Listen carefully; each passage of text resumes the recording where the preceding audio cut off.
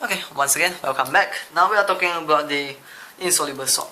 Now you know insoluble salt you can prepare through double decomposition or precipitate reaction. These two terms very important, I like them. It's like something like double decomposition and precipitate reaction stands for the same thing, which is just basically mixing two soluble salts, which means two liquids, into a solution, and it creates insoluble salt. Two soluble salt, two insoluble salt. This means that, like, maybe for example I can have like sodium nitrate combined with, okay, let's have something better, lead 2 nitrate combined with another one like sodium carbonate. Yep, that is basically going to create a double decomposition reaction. So this is called double decomposition, sorry, no reaction behind. One thing to make clear of is the name. It's like, it's called double decomposition, there are no reaction behind. Do not write that. If you write that, teacher can give you a wrong. Double decomposition or precipitate reaction, that's the name. Teacher place extreme focus on the name. Please don't get the names mixed up.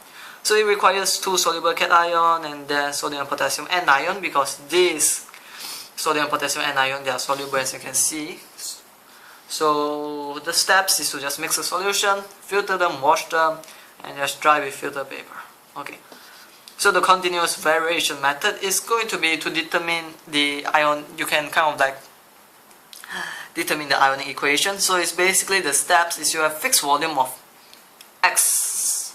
By X, it can be the one that is the controlling the cation, or you can have a fixed, and then you have a different volume of Y. Y should be the anion. So it's like you find the height and the volume of the precipitate. So it's after you've done the experiment, you have a few test tubes. You can kind of see like they have a different height, and then after it stays consistent. This is the height of that particular precipitate that it created. Increasing, then stay consistent.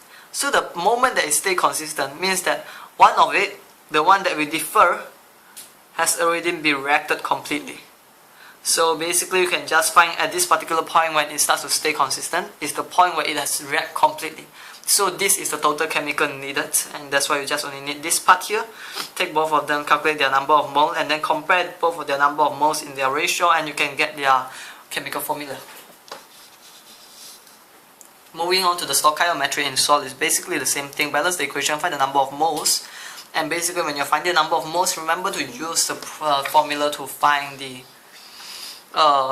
number of mole for acid and alkaline, which is MV, molarity, and volume. Molarity times volume divided by 1000. So find the number of mole and then fill in the data and find the value.